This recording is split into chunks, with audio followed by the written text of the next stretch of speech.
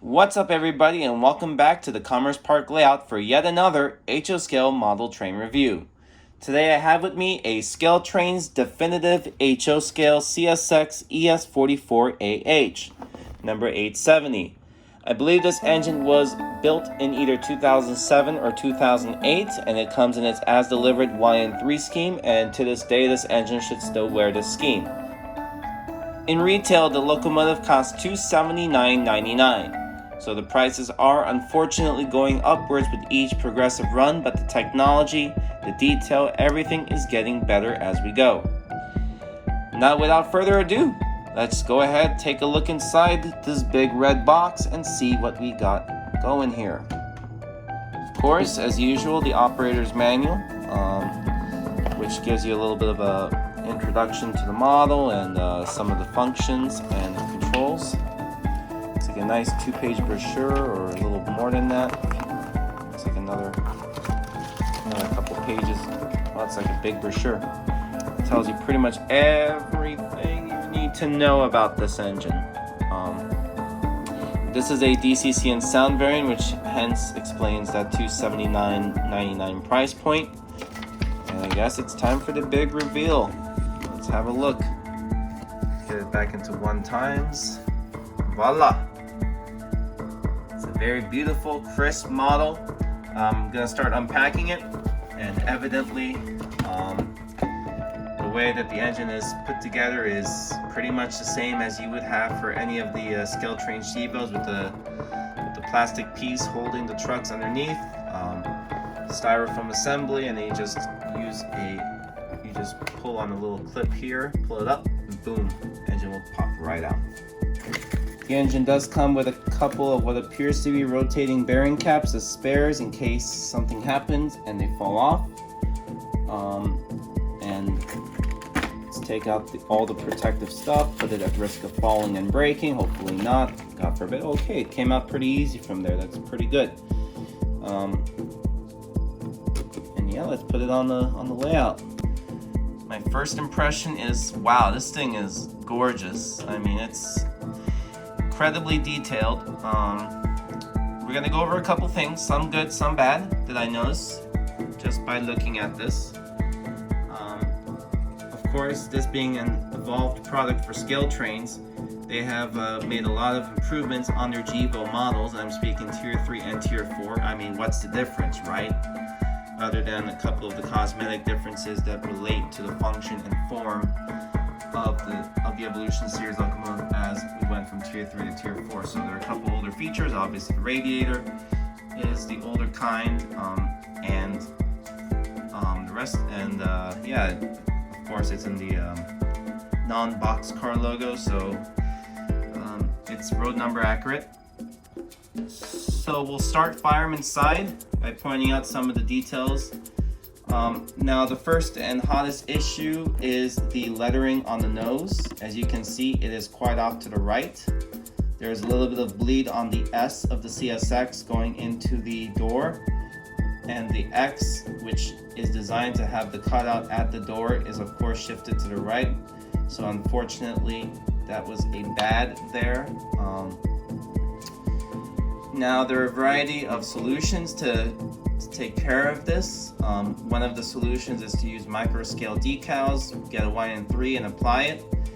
I'm gonna hold off on that solution because the lettering is a little thinner and wider than this design. I've reached out to Scale Trains. I hope they can offer a solution. I want to hear from them what they want to do about this, as this is definitely something that you do not want to see on a rivet counter locomotive. Rivet counter being the premium, top of the line, everything should be as accurate as it can be, and that's an obvious slip.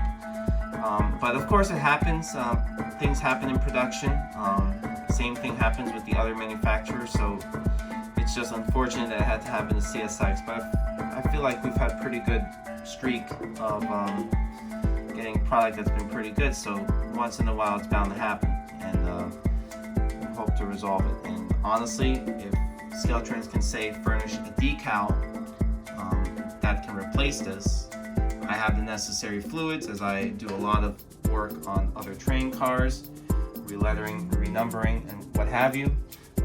it will be just a 15-20 minute project, I hope.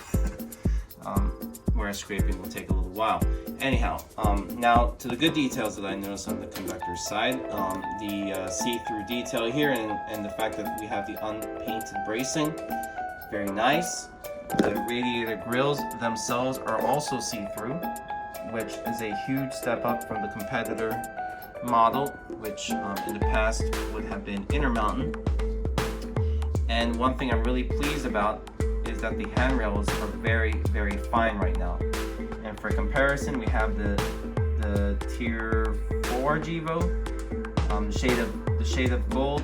Now it looks like there's a slight difference in the shade of gold, if that. It's minimal. Not the issue. Before, it was a very clear, different shade of plastic, and it felt a little more see-through. This looks like it's much more finer. Looks great. And I think they also really improved the MU detail here as well. Beautiful. Big pluses there. Pretty consistent here. Looks like the handrail might have gotten a little bit damaged in transit. But other than that, I'm very glad that I got it. Even this detail is see-through. That's pretty cool.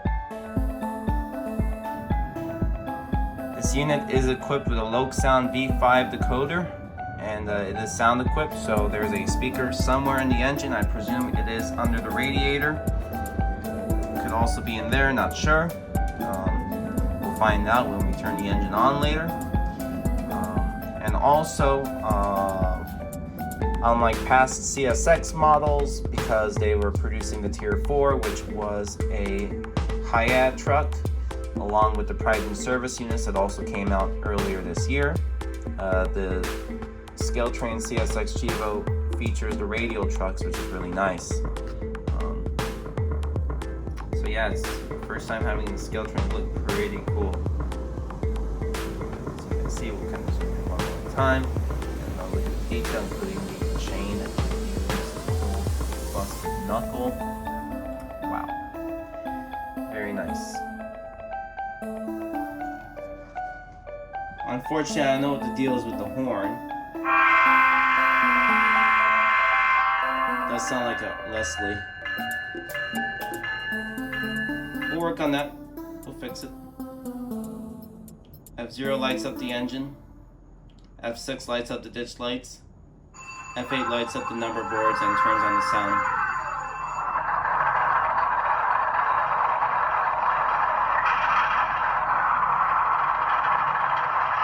We're expecting an FDL out of this, very similar to what was on the FEC units.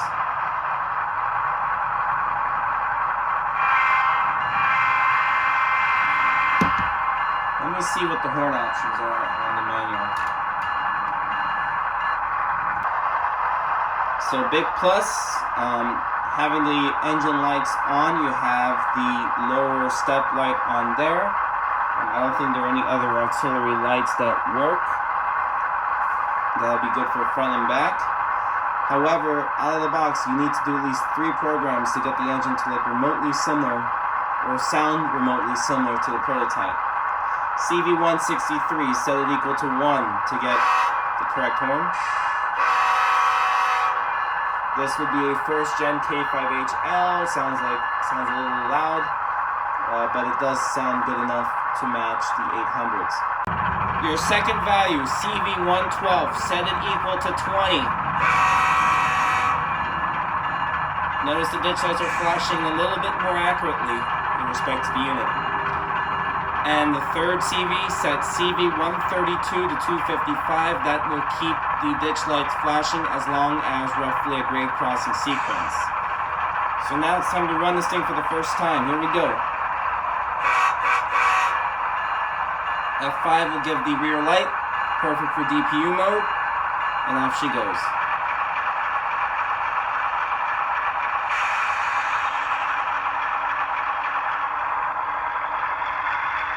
Looks like she's already set to 128.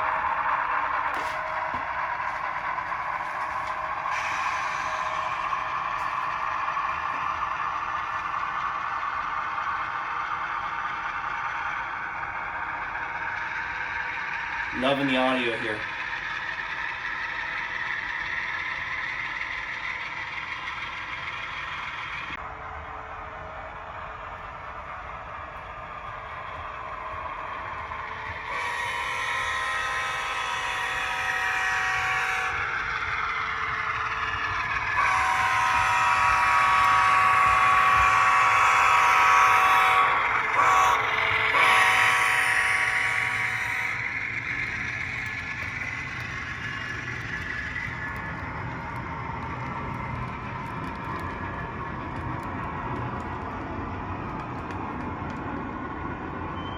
did kick up the dynamics.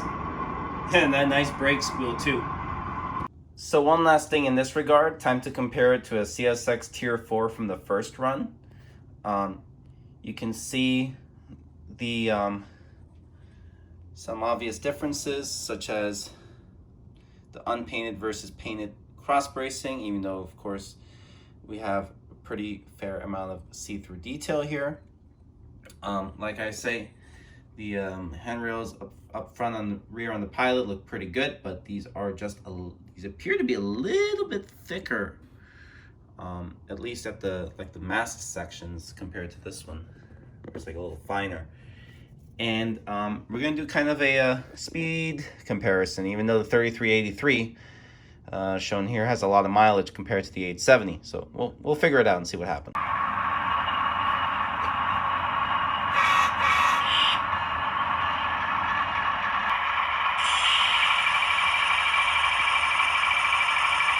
Well, at speed step 6,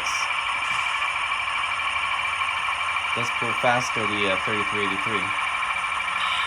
So we do need to, I guess we do need to mess with the speed curves here. So if I go like this, 3383 will tug the 870, which may cause a little wear on the 870. Of course, if I do it for 5 seconds, not gonna be much. Oh, hit a dead spot. Oh well. And one last physical comparison between the 870 and the 3383 is the weight. Don't have a scale on me. Definitely these two are going to be good pullers. They're both heavy units, but the 3383 does feel a tad bit heavier. I don't know if that correlates to it having a better speed curve, or it's just the way it was programmed. I anticipate the latter because technology improves 3.5 years apart between these two runs. 2017, 2021, completely different Loke sound decoder. Loke 5 here, Loke 4 there. So yeah. And of course, the first run Tier 4s do not have the little lights on top of the Pilot, let alone the lights that overhang over the truck up front. Anyhow, I really hope you have enjoyed this review. I know this is very rough drafty. I really look forward to actually sharing more with you guys in the future when we start running these GEVOs. As we slowly return to normalcy, we will probably have more running sessions and more opportunities to enjoy these new purchases. I do expect to buy some more GEVOs from scale trains of this type, but in the future runs, I only chose one number from the series, being a fairly narrow range of numbers, and I'm expecting more options to come in the future, and just want to manage the budget a little bit.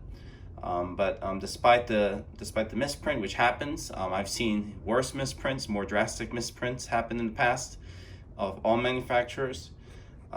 I still highly recommend this, and especially the other members of the series, KCS, BNSF. I believe they have a Norfolk Southern as well. Not sure about UP, I think they have that too. They are stunning models, and they just keep up in their game. Thanks again. If you want to see more content like this or better, please make sure you're subscribed to this channel. And meanwhile, feel free to write your thoughts in the comments section. I will definitely get back and keep the conversation going. From HQ at the Commerce Park HO Scale Florida East Coast Layout in Progress, this is TE out.